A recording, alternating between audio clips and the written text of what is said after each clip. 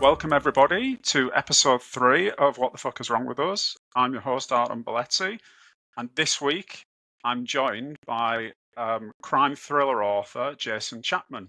How are you doing, Jason? Good afternoon. How are you? I'm all right, thanks. Yourself? I'm fine. I'm having a bit of a morning, but yeah, I'm great. I'm on top of the world today. Yeah, we spoke about that. Just so for everybody who doesn't know, Jason's actually got a book launching today as we record, but we'll be releasing this about a week afterwards. So I was just talking to him before about how all consuming it is when you've got something coming out and you're checking everything's going right. It could be quite a stressful day, can't it? Oh yeah, it can. It's I won't truly know how good a day it's been until tomorrow morning. Indeed. Well, hopefully you can have a bit of a break from it here by talking about the brutalities of reality and why we seem to be drawn to stories about them. Oh yes, Um, yeah. so, just I know some people will be listening from your audience, but for people who don't know anything about you, please tell us about your career so far. My name is Jason Chapman. I've been writing for about 30 years now, 35 years. Um, I started writing in the early 90s, and I played around with publishing back then, but it was unsuccessful. I encountered a vanity publisher in 1997 who ripped me off for £2,000. So I kind of gave up writing until 2003 when Hmm. my father-in-law handed me a copy of the Da Vinci Code. And I loved Dan Brown so much, I decided to get into the writing again. And when 2009 came along, Amazon launched their self-publishing platform, and I've been doing it ever since. And I believe I've got 11 books so far published. Hmm. I've just launched this crime thriller series now, but I've also got a couple of sci-fi series online. If anyone's familiar with the X-Files, I love that kind of stuff. Love And the X Files. oh, it was great back in the day. I'm not a fan of the last two seasons because by the time they came round to making another two seasons, the world had moved on too much. Wasn't much mystery left in the world. Hmm. And I've just launched my D.I. Fagan thriller series this year. That is rather dark. It does delve into the realms of paedophilia and abuse. Something I'd never ever find myself writing about. But here I am, three books down the line, and I've got an ongoing storyline. At the moment, I'm planning a 7-book run with more in the pipeline next year, Hmm. and Fantastic. it's been really exciting. Hmm. I didn't expect it to take off, but I think one of the reasons why it's taken off is because, I mean, I live in South Wales and no one's ever written a crime thriller in this part of the world, and Oh, everyone wants, really? oh, right. So plenty of crime thrillers written in West Yorkshire and up that way. Hull is popular for writing crime thrillers. I mean, you're in Vera territory up there. Vera. Does Vera come as far down as Hull? Is She's she? more Is northeast, isn't she? She's like New, yeah, Northumberland, Teesside, that sort yeah, of way. Newcastle, isn't she? Yeah, Yeah, but yeah, that's right. there are a few detective thriller writers that are located in your area, Yeah, yeah, yeah. and it's all I very could make a joke about that, but I'm not going to. ah Uh, okay. um, so I'm really surprised because I know that regional thrillers are a really big thing now. So I'm quite surprised that there weren't more set around you because people love Wales. People find it to be a very picturesque place to visit. So usually those things lend themselves really well to people writing about them. Yes, we're all scattered around. I mean, all there are is only about 4 or 5 authors in Wales at the moment writing Hmm. crime fiction. I'm sure there's many more, but I don't know of them. I'm in Abergavenny. There's a guy just up the road from me called he's writing crime thriller series, and there's a guy called Simon McCleave. He's massive, writing a crime series set in Snowdonia National Park. Mhm. Because I'm independent, I haven't quite got the pull of these commercially published authors. Mhm. But Not I yet. don't mind, because Amazon gives you a chance to, you know, earn a lot more royalties than what you get with uh, a commercially published publishing house. Believe Mhm. it or not, people think, oh, if you're an author, you're living in a big house in the country with 10 bedrooms. But I wish it were like that, but for many of us, it's not. And for many of those who are with commercial publishers, they're lucky if they see less than 10 grand a year Mhm. royalties. Yeah, So there were some surveys about that came out in the press in the last year, and I know they've just done one for independent authors, and actually independent authors are down as making more than their yeah, traditionally published counterparts. yeah, they are. And I think it's, the Kindle with commercial publishers, yeah, you do get them out on Kindle, but, they like the paperback sales more. Mhm. No, so you're a long time in the writing game. Yeah, How did you start? I guess I've always been a fan of writing. Even when I was a wee lad, I'd always write something on paper, scribble it down, and we're talking about the age of the internet. Before the internet now, I mean, I'm 53, so I'm really old. But yeah, I used to enjoy writing stuff. And my mother used to write, bless her, and she used to write children's stories back in the 70s. And, Oh, I wow. used to take these things into school. And if she, I mean, my mother got ill towards the end of the 70s, but she could have very much rivaled Roald Dahl if she would have got a publisher. I mean, Mhm. some of her stories were fantastic. And I like to think I've inherited her storytelling gene from her. Mhm. Yeah, So, I noticed the dedication in the book of yours that I read some of. Yeah, to yeah, your mother. sadly, we lost my mum this year, but she's her memory lives on. So, you know. Mhm. Yeah, I'm sure she'd be very proud of you. 11 books in, 30 years of writing. Yeah. So when you when you started writing, I don't know what sort of age that was, but were you always sort of drawn to, I mean, this podcast, we sort of explore why people are drawn towards dark stories. Was it always that way with you? Were you always drawn to reading and writing dark stories, or did it start differently? I did very much start differently. I mean, I started on sci-fi, and when I started writing this latest crime thriller, I didn't realize I was going to go into such darkness, especially into the world of pedophiles. I mean, I don't go into graphic content or anything, but Hmm. yeah, it's a subject where a lot of writers try to shy away from. But Hmm.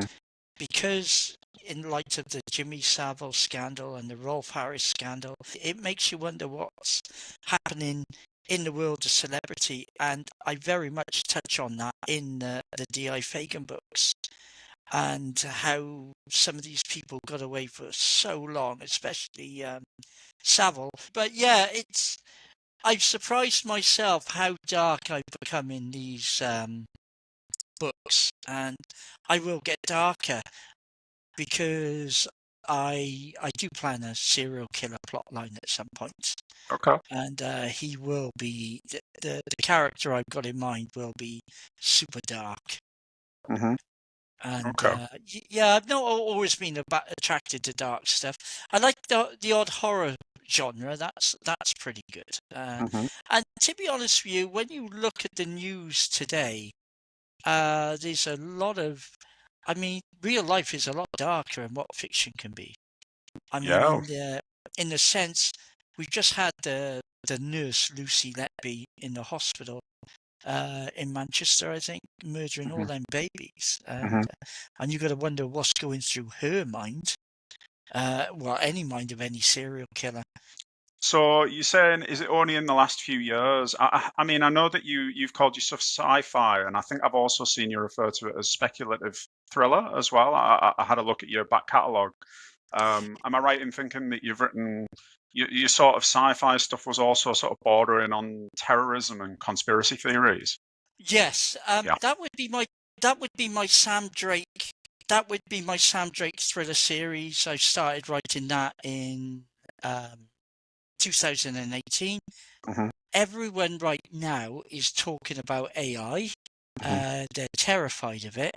And the first Sam Drake thriller I've written is all about someone that uploads their consciousness up to the internet and causes a lot of havoc around the UK. And I'd like to think that perhaps something like that is possible one day. Hmm. And yeah, it's very much a paced thriller. I suppose it is dark in some ways, because what do you do when you've been given when you suddenly get ultimate power to do whatever you want, so to speak? Hmm. And you can go really dark with that, can't you? Hmm. Especially if you can control everything. I mean, you could shut down a nuclear power station or 3 nuclear power stations. You could just turn off the electricity grid. And the the reason I called it dystopia, the first book, is I very much think we are living in the age of Orwell now, Hmm. 1984. You know, I don't think we're being, people saying we're being controlled. I mean, I think the one controlling element on this planet is money at the moment. If you haven't got it, you can't do anything. Hmm. And that's what I love a good conspiracy theory. I don't go over the top.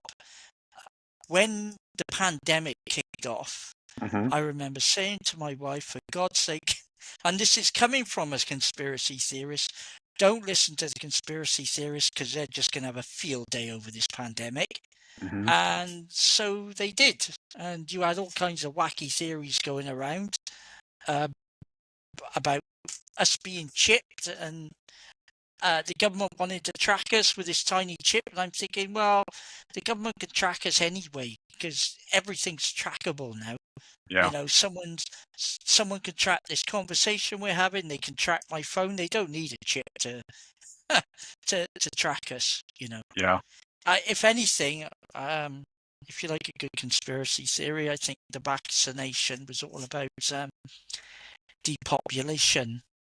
Oh wow, If you're going into have you Dan seen there Brown, was a I haven't read Dan Brown's work, but I was actually Da- going to say there was an excellent TV show on Channel 4 about, I'm going to say it's about 8 years ago, called Utopia. Did you ever see that? right? No, no, no. I'll have It's- to see if it's on catch up. yeah, it's very good. Yeah, it might be on Channel 4 catch up. I think they even I think they put it on Amazon Prime, and the Americans remade it as well. There were two series of it. It was excellent, and yeah, that was out a good few years before the pandemic, and yeah, it it Can did uh, it did seem quite prophetic in ways. I actually watched it with my girlfriend's family right at the start of the pandemic, thinking that would be fun. Which, well, I found it fun. Yeah, Well, the pandemic. There's another film called Contagion out there yeah, with Lawrence Fishburne. That played out exactly like COVID did. yeah, it did. And I mean, Dan Brown's book Inferno is all about this guy that creates this serum, what he distributes in the water supply, and it leaves X amount of the population sterile and Hmm. incapable of having children, Hmm. which means the population is being reduced over the next, according to Dan Brown. It's a very good book. I hate the Tom Hanks films. I don't like. I like Tom Hanks, but I hate the films because Hmm. they don't cover half of what's in the stories in the books. Yeah, it's And always difficult, that adaptation, isn't it? Unless you make a series where you can really flesh out what's going on in a novel or a series of novels, a film is often too short to really capture the full depth of a novel. I don't think I've ever seen a decent film that's been adapted from a novel. Hmm. Even I've read Lord of the Rings, and no, yeah, it was a good film. I'm not saying, but novels, much better.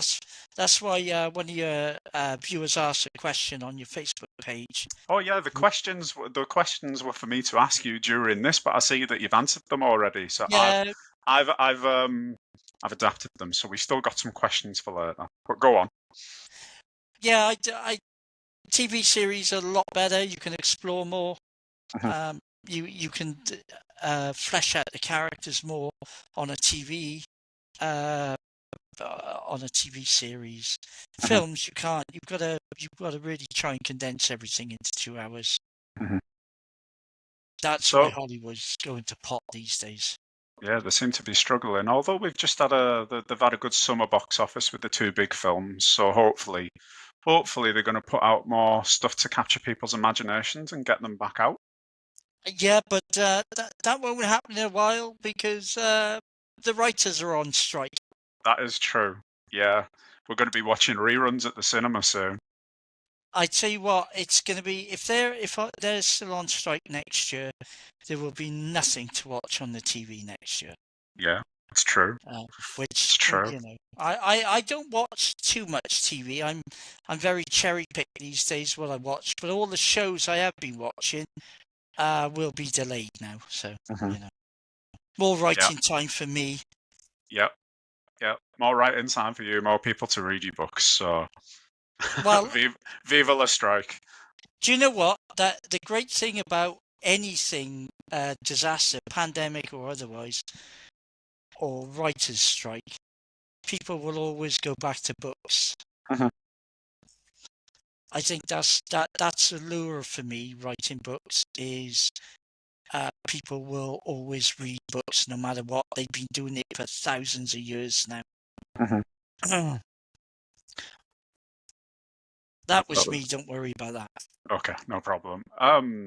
So obviously the title of the podcast is "What the fuck is wrong with us?" And I know when we emailed back and forth about setting this up, you said we might need longer than one podcast to cover what was up with you. But before getting on to you specifically, I was going to ask you, why do you think that people are so drawn to reading and watching and writing dark stories? Have you got a I sort of philosophy on that? I think I don't know what's going on with that. Excuse my It's okay. It's okay. Just keep going. I don't know why people are so drawn to dark stuff. It's probably because when we read a dark thriller or we watch a really dark horror film, we kind of want ourselves to be in that situation, I guess. Or, when you're watching something like Silence of the Lambs, and I love Silence of the Lambs. I mean, Anthony Hopkins, a Welshman, brilliant Welsh actor, and it's him really why I really want to watch write a serial killer. And I don't know. I suppose the reason people are really drawn to dark stuff is because they imagine themselves as being dark themselves, although they're not. Okay. It's So you think um, it's a sort of like a wish fulfillment sort of thing?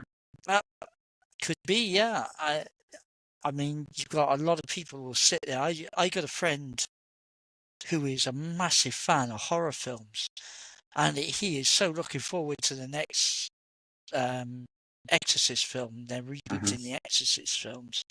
And funny enough, I've just downloaded the Pope's Exorcist myself, and I'll have a look at that later.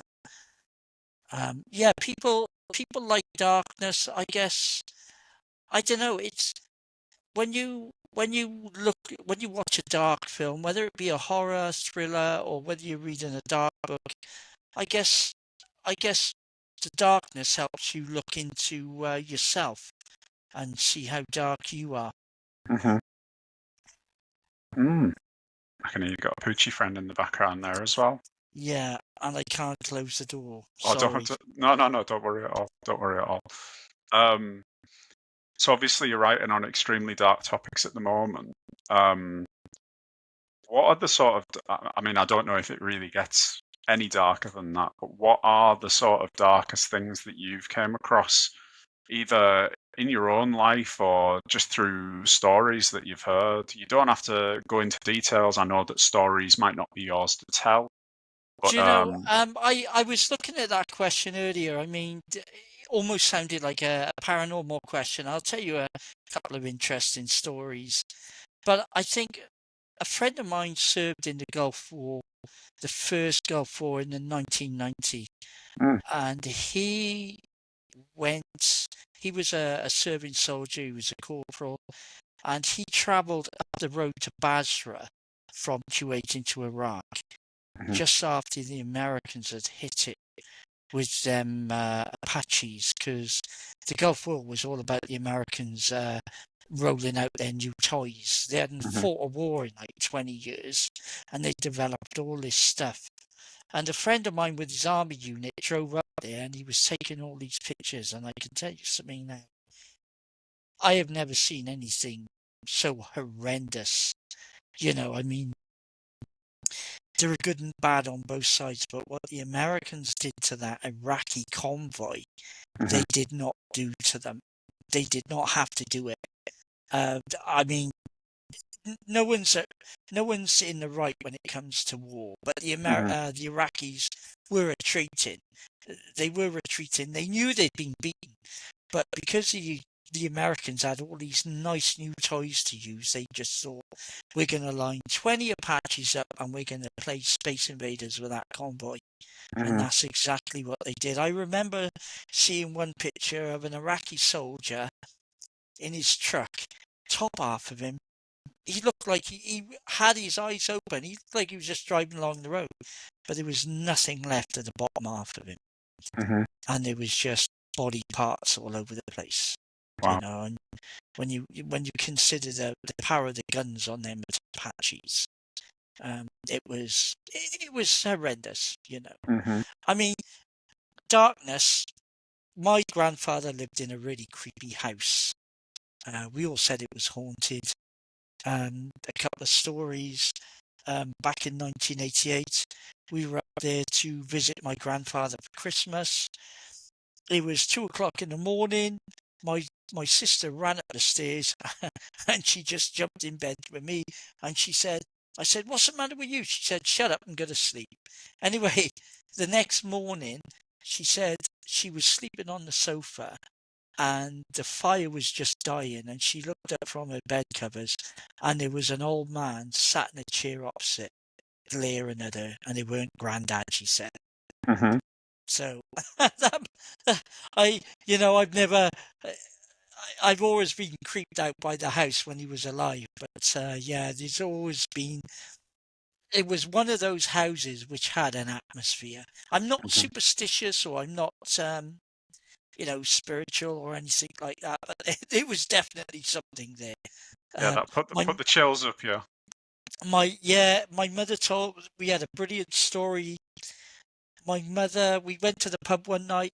We left my mother alone in the house, and we come back. And when we come back, she was nowhere to be seen. She was around her neighbours. She was terrified. She said about 9 o'clock at night, we were all in the pub. The living room door opened and slammed shut. And she thought we'd all come back from the pub earlier. She called out to my dad. No answer, but all she could hear was thud, thud, thud, thud coming up the stairs. Mhm. And I said, how the hell did you get out of the house? She said, I just closed my eyes and I just ran down those stairs. But as I was halfway down, the temperature just dropped. Mm. So, it's, I mean, it's dark. It's more of a ghost story than a dark story, but Yeah, yeah, but it's interesting, isn't it? How we even categorize dark, because obviously you've went from a war story to some sort of ghost stories, and I guess darkness seems to mostly revolve around the idea of death. yeah, So I guess that's why we end up linking those two quite different stories together. Um, I'm always jealous of guests. I haven't had any ghost experiences whatsoever. Um, so it's difficult for me to sort of believe there's anything going on with all that. And I know uh, that there are plenty of people. I mean, you just said you don't really believe in any of that stuff, but you've had a couple of experiences that creeped you out and yeah. sort of begged a question. I'll tell you another experience we had. That was probably 87, a friend of mine and me were heading towards Norfolk where my granddad lived. And we were picking him up so he could come down to Wales for Christmas. And my dad couldn't do it. So it was 2 o'clock in the morning. My friend at the time was a bit of a boy racer. So we were hurtling along this straight road at about 90 mile an hour, just outside Wisbech in Cambridgeshire. All of a sudden, we both saw it. This figure, all I can describe is figure, just walked out into the road.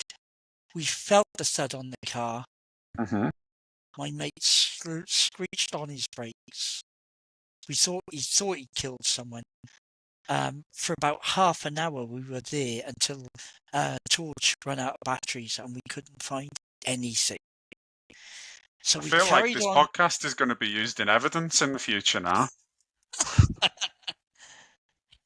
Anyway, we carried on, and the next day we were in a pub, and my friend was still distraught at this, and he confessed the story to a local, and he said, "Oh yeah, that road is haunted. Did you know some bloke was killed in 1935, and a lot of people have reported hitting something late at night, but Oh, nothing there." wow. I've never heard of a So, haunted road before. That's fascinating. oh yeah. There's a few haunted roads, but again, I'm I'm kind of not into that kind of thing. I think there's lots of things that can be explained away, but you know. Mm-hmm. But darkness, yeah, it covers everything. A lot of people are into the ghost thing, aren't they? You know, Yeah, yeah. you watch them TV shows on the satellite channels. Here, some of them are really funny. If you put someone in a dark room with an infrared camera in a creepy house, Mm-hmm. their imagination is bound to run wild. Yeah. You Yeah, know. yeah. Oh God, but think back to the days of what was it? It was about 20 years ago, wasn't it? Derek Akora, or what was it? Most Haunted. He was a beautiful. People used to love that, huh? Yeah, yeah. Bette Fielding, ex-Blue Peter presenter, was on there, wasn't she? Right. My wife used to love that, but that's what they used to do, didn't it? They used to check out. They used to go in these places, and at midnight, and your imagination's bound to run wild. Mm-hmm. Yeah, definitely. I think I was watching a past. I don't know whether you did a thing on the Blair Witch Project. Oh yeah, I spoke to a horror author. We were speaking about it. I was Yeah. watching that, and yeah, the Blair Witch Project does play with your thoughts, because I think it's the fear of something's there but you can't see it. Mm-hmm. That heightens the fear. Yeah, that's what they do so well in that film. They never show you anything, right? That's why No.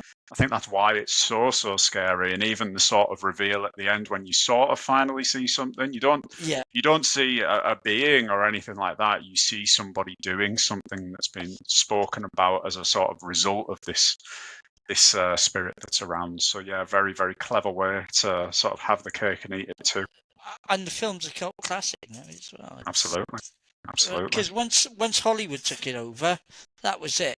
Mm-hmm. That was it. I mean, the first one was raw. It was done with a hand cam or whatever, camcorder, and that's what made it so good. Because yeah, I remember talking to an editor, watching it with him. He said, "This is a pile of crap." I said, "Where's the transitions? Where's the?"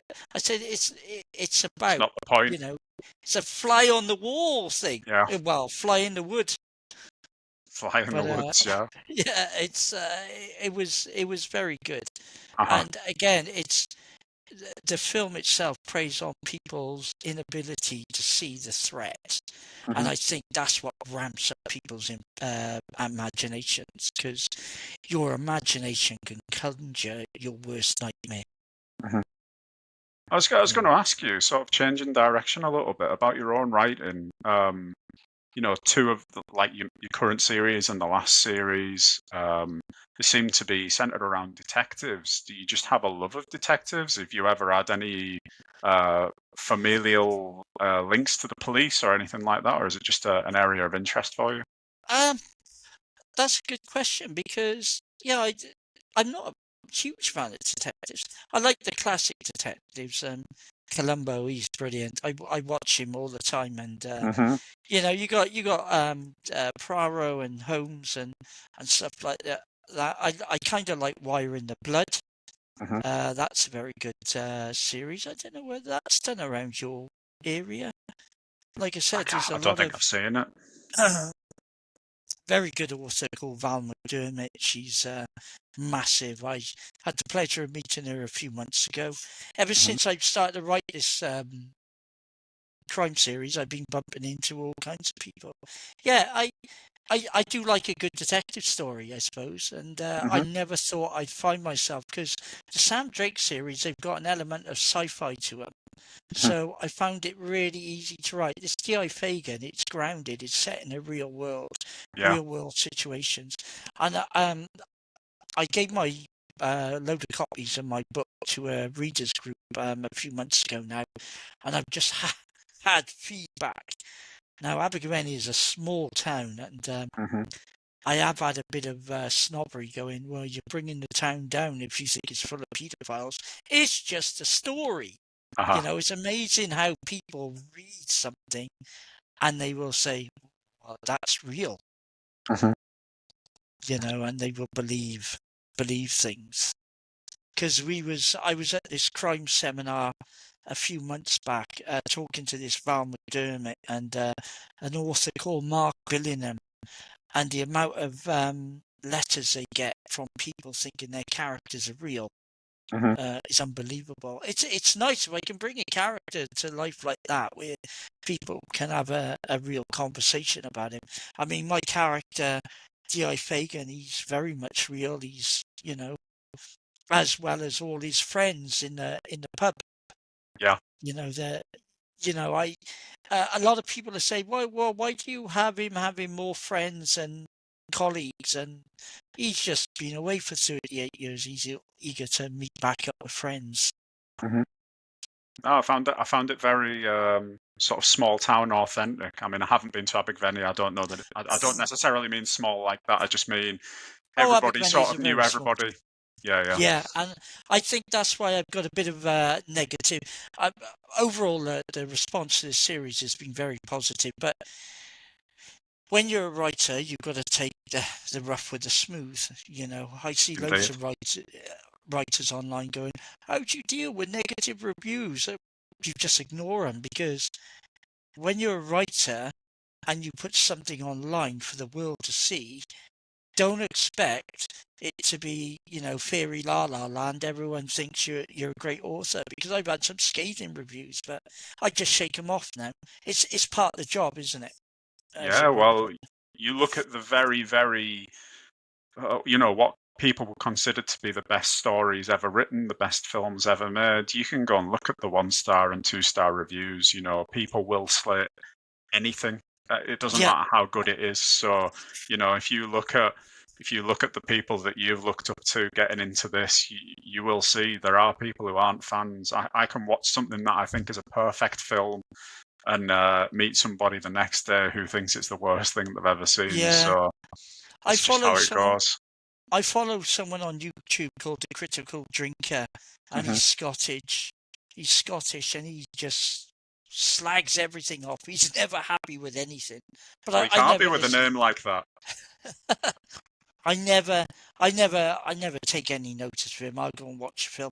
Although I do admit, film production has gone out the window a bit, especially with this wokey cokey world we got to live in. Hmm.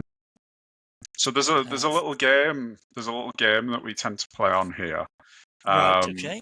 which will involve me asking you who your 3 favourite sort of dark characters are from. They can be from books, they can be from films. Like you mentioned, Silence of the Lambs before, so Hannibal Lecter would be an example. But Definitely, who are 3 that come to mind? definitely Hannibal Lecter. Hmm. He is. Anthony Hopkins actually has been cited in Abergavenny several times over the last few Okay. years. I'd love to bump into him. I think his whole character is just brilliant. Hmm. He's just he just plays a role so well. I'm only a fan of the first film. The other films, I haven't really got time for. because I guess the first film really captured him as Lecter, especially his on-screen chemistry with Jodie Foster. I mean, she is brilliant. Julianne Moore in the second film, she tried to play a good Clarice Starling, but you won't be Jodie Foster. The second dark character, and a lot of people might look on it as he isn't a dark character. It's Jack Nicholson's character from A Few Good Men, Colonel Okay. Nathan Jessup. Yep. Because he is dark, because he's dark in an obsessive American, it's all about America way. Mm-hmm. And when them two Marines killed that one Marine because he just wasn't as good as the rest. I mean, they didn't mean to kill him, but the courtroom scene right at the end where he's defending American ideology, but it's a twisted ideology. Mm-hmm. You know, it's all about discipline, and the kid was weak. He deserved to die. Yeah, it's a hell of a scene. It's a hell of a scene between him and Tom Cruise. That. Yeah, it's something I watch all the time. I watch it at least, a few times every year. It's brilliant. Top film. The third dark character would be Alan Rickman was a brilliant actor. Sheriff of Nottingham in Robin Hood, Prince of Thieves. He's brilliant in that. He is really dark. But you can also put him against as Hans Gruber in Die Hard. Mm-hmm. He's brilliant there because Hans Gruber is really dark at that, because he just shoots Takagi because he wouldn't give him the combination to the vault, and he just sat there casually eating off the buffet they've had, and he goes, unfortunately Mr. Takagi won't be joining him for the rest of his life. Yeah. And that is just such a brilliant line. Yeah, he played a brilliant villain, Alan Rickman. Had And some good roles and played them very well. That is his probably first role, Die Hard was, in a film. Was it really? Not many people know that. He'd done a lot of theatre and acting before. I mean, he was always an actor, but that was his first ever film role, and the debut was just jaw dropping. So are you going with Hans Gruber, or are you going with I'd have to go with the Sheriff of Nottingham. Because am I right in thinking that he's got a line in that where he says he's going to take someone's eye out with a spoon? Oh yeah, that always stayed with me. Yeah. Oh yeah, when they encounter each other in the cathedral, and he goes, "I'm gonna cut your heart out with a spoon," and then his idiot cousin goes, "A spoon, cousin? Why a spoon? Because it's dull, you twit." So we've got Hannibal Lecter, we've got Sheriff Nottingham, and we've got, sorry, it slipped my mind, it's there, but I can't. Jack Nicholson. And Jack Nicholson, Colonel... From Nathan Jessup. Colonel what an Jessup. Interesting dinner party that would make. That would be a very interesting dinner party. So the game that we play is my twist on. Have you ever heard of Snog, Marry, Avoid? No. Well, no. I was wondering. Don't worry, I'm not going to ask you to snog, marry, or avoid any. Well, you maybe avoid them, but we're going to play a version that I call Stalk, Bury, Destroy. Keeping in with the dark theme of the podcast. So I'm going to ask you which of them. So I'll lay out the conditions first. Which of them you would like to stalk? Because you have a respect and an interest in what they do, like how they go about living their lives, and you'll be quite keen to sort of follow them around and see how they operate. So we've got one that you would stalk, we've got one that you would bury, so they are evil, so they deserve to die, but you would at least give them a good send-off. You give them a respectful funeral service. So we've got Stalk, Bury, and Destroy. So Destroy, you're probably going to save that for the most evil of them all. and you're basically going to annihilate them. There's not going to be any remains. No Hello? one can come and pay their respects. They're Oh, just God. gone. So, who would you stalk out of those three? Elon Musk. Elon, what are you talking about, Elon Musk? The three that you've just the three characters that we Oh, just laid out. all right. Okay. Sorry. Unless Elon Musk is now one of I your thought it was a arc separate question. protagonists. No. So this is the game. Oh, But right. Elon Musk to stalk would be a pretty interesting. I mean, some people consider him some sort of supervillain anyway. But yeah, let's stay with the three that we generated. You know what? Hannibal Lecter would be a good one to stalk, wouldn't he? I Because think so. when he gets off that plane right at the end, and he phones Clarice Starling, and he just says, "I'm having an old friend for dinner," and he's following that psychologist, and they're in South America. So it'd be interesting to see what happens, how that played out. I mean, the character who plays him in the TV series is a very good actor, but Or the Mads Mikkelsen one in yeah, Hannibal. yeah. Yeah. But yeah, stalking Hannibal Lecter to see how before he was captured as well. In Interesting. his I like early it. days, yeah, it'd be interesting to see how his mind works, and if you could be that stalky fly on the wall type thing, and to see how his mind works. Yeah, it would be a high stakes game following him, wouldn't it? Yeah, Barry. Ooh, Yeah. Sheriff of Nottingham. Yeah, he deserves it. He's pretty evil, you know. He was, he didn't care. All he was into was himself. He didn't care about anyone else. And, I mean, a great one-liner. And call off Christmas. I mean, and He and seems to and have a when thing against Christmas with Hans Gruber as well, huh? yeah, he does. And I think his character, he's so devoid of any kind of emotion. So I mean, he's connected with that witch Mortana or whatever her name is. But he's just brilliant. I'd love to just do what he did with his cousin, stick his sword through him. Nice. If you know the one, I know the film. There's certain films I know like the back of my hand. The one Destroyer's got to be Colonel Nathan Jessup, because I think when you watch A Few Good Men, you do see a bit of Trump in Jessup. Right. He needs to go. He just point a small tactical nuke at Guantanamo Bay and it'll be gone.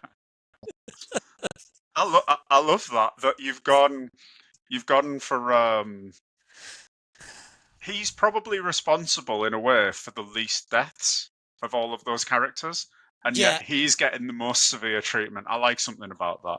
I enjoy that. You know what? He's just the way he is. He's arrogant. He thinks he rules the roost. I run my unit how I run my unit. So don't think you can come down here in that faggoty white uniform, flash your badge, and make me nervous. Some of the lines he's got. I sit 300 yards from 4,000 Cubans trying to kill me. He's got some brilliant one-liners in, and he just seems so menacing. So I like it. I can see the logic now. So we've gone from arrogance, and then we go back through the Sheriff of Nottingham, and then probably the most humble and polite of everybody is Hannibal Lecter. Of course, he's famous, but yeah. So you got a real thing about sort of humility and manners. Yeah, he has got manners. Because when Clarice Starling just walks down that corridor with all them prisoners, you got multiple Migs that does what he does. If you know that scene, yeah, I know that scene. And it just Hannibal Lecter, he just greets her, "Good morning," as if they're just having a friendly chat, And there's that line he comes out with at the end. towards, he just goes, "You fly back to school now, Agent Starling. Mhm. Fly. And that's just brilliant. He's, Oh. yeah, those are the three, yeah. Berry, what do you say? Yeah, Storkberry to Stripe. Stalkberry and the I Stripe. like it. I like it. Yeah. It's always nice when I know the characters as well, because sometimes, I'm speaking to people and I'm not aware of all of the characters that they're speaking about. But yeah, Oh, I submit to those. there's so many other characters in so many films I could Yeah, mention. of course, of course. I mean, you talk about film and books and TV all day long, Mhm. and and a lot of people do attracted to a lot of dark TV out there at the Yeah. moment. There's a brilliant Netflix series called Criminal UK. It's only about several episodes to it, but there's some very well-known actors in it. Okay. And all it is set in a police station, and it's all about the interview sequence. Right. And this is where I come across with Fagin, because I love the why did you do that crime? Why did you murder that person? Mhm. Because I like to open up the mind. Yeah. Of course. So Because speaking about, go on. Sorry. the mind has the darkest secrets, doesn't it? Mhm. So speaking about the other TV and books that you're into, um, what are some of the worst ways that characters have been sort of terrorized or killed that you've came across in all of the TV and literature that you've devoured? Oh God. Or what's really The- sort of put the creeps up you?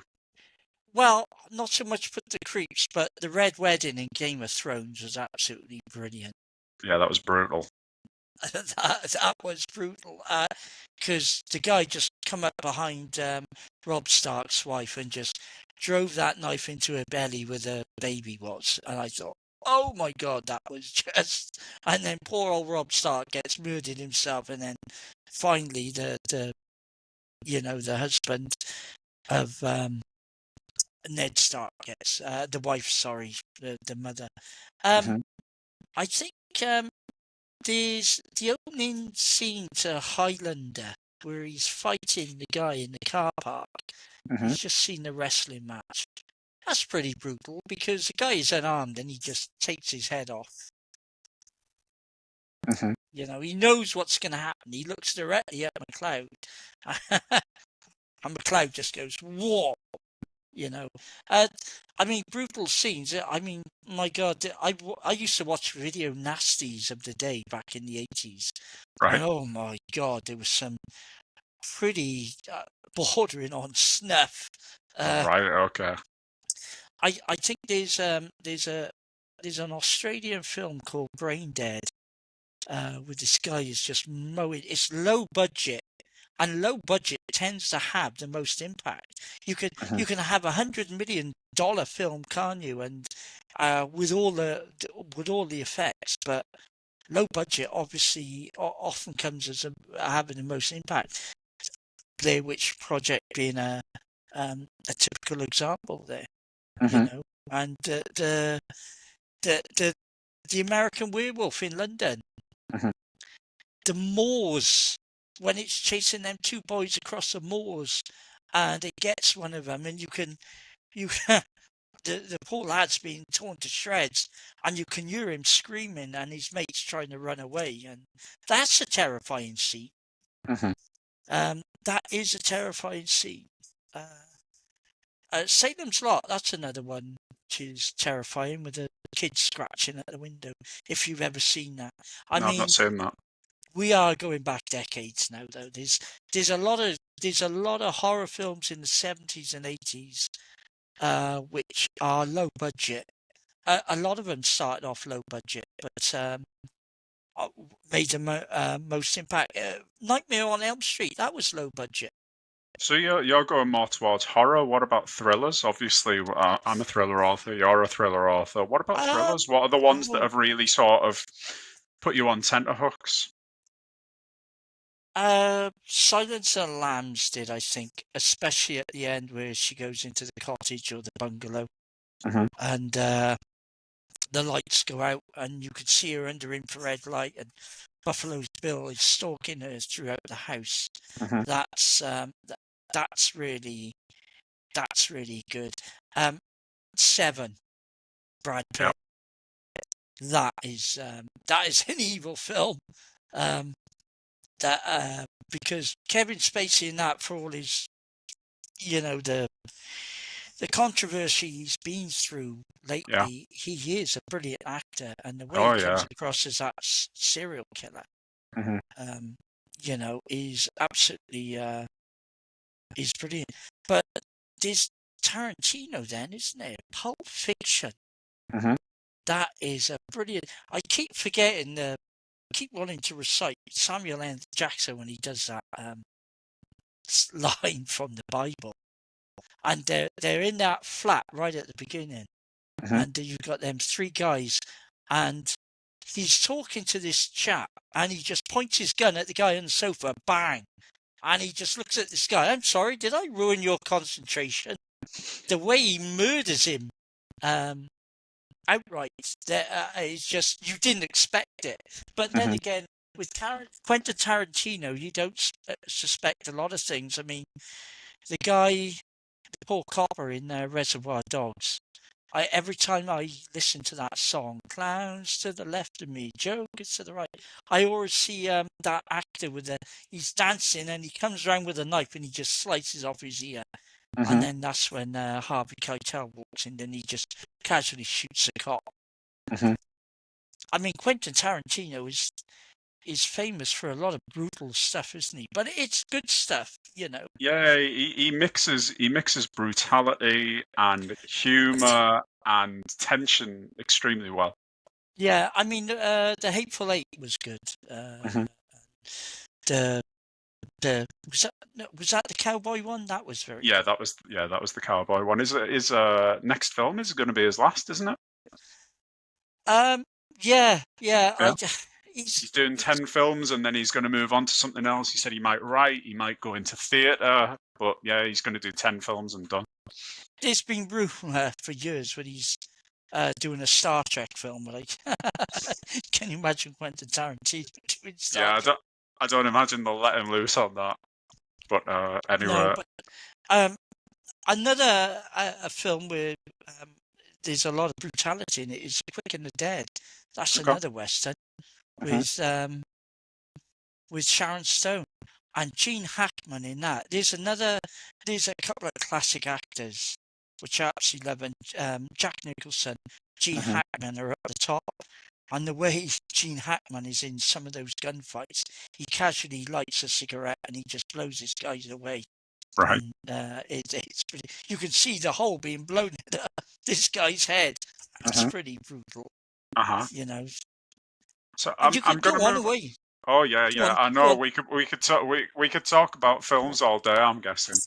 Um You should I'm have going to coffee move anyway. on to Yeah, some questions that we had from our audience that you sort of already answered, but I'm gonna either get you to expand or I'm gonna put a right, little bit of a okay. twist on them. So we had Jim on my page ask which of your stories you would turn into a TV series.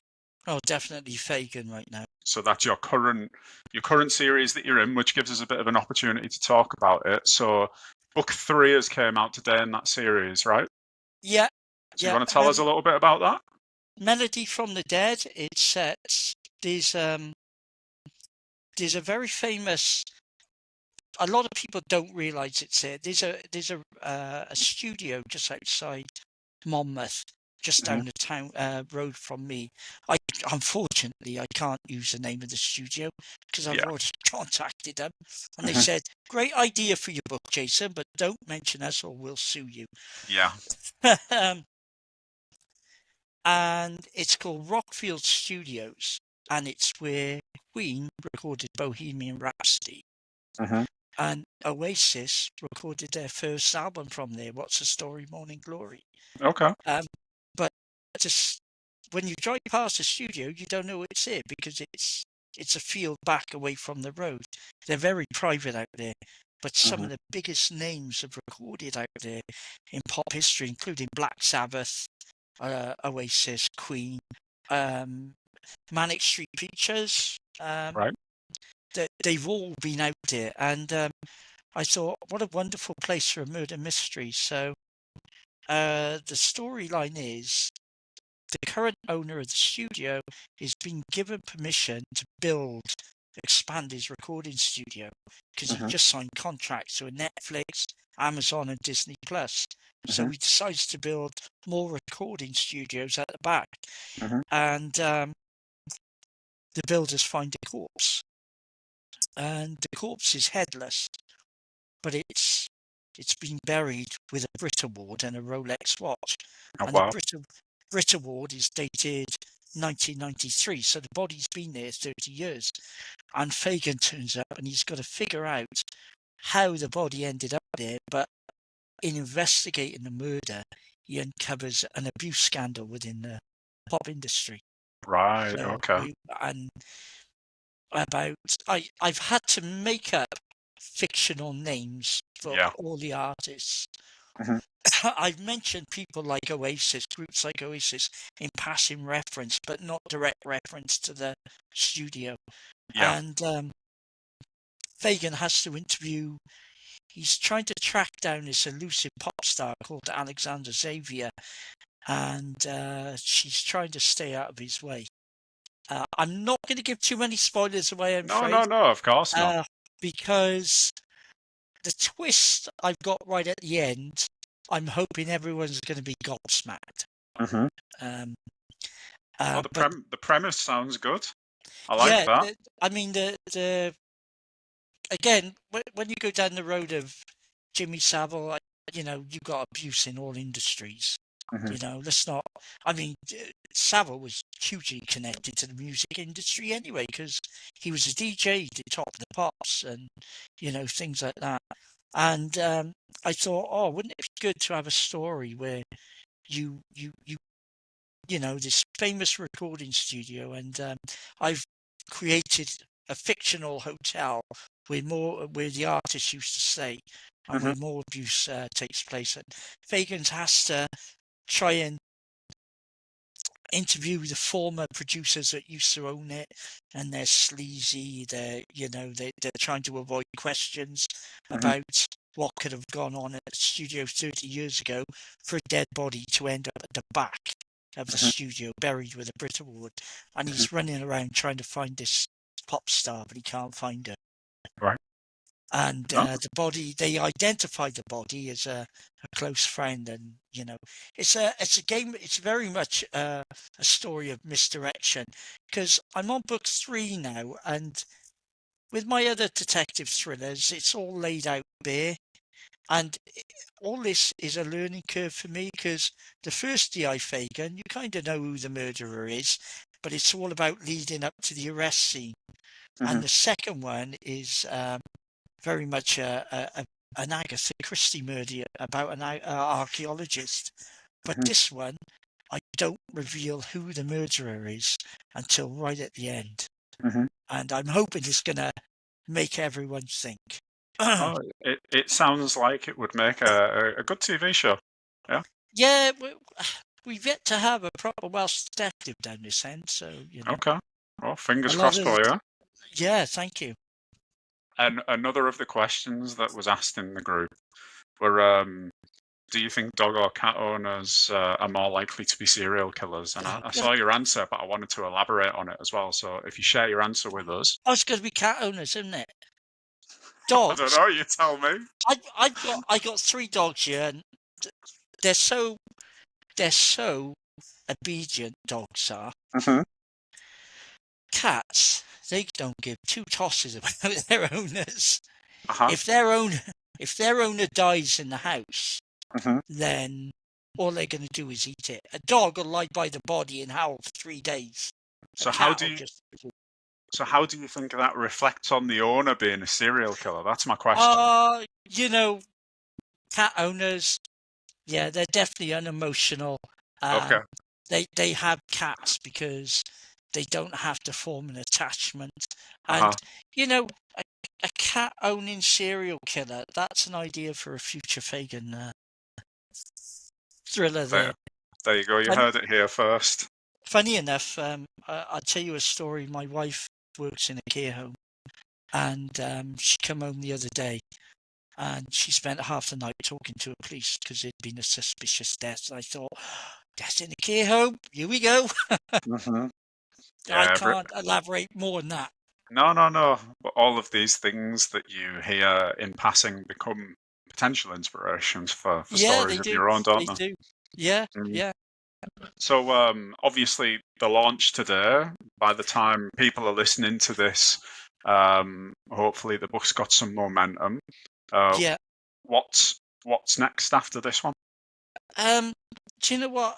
Just I, generally, you don't have to speak in specifics if you don't want to, but I am.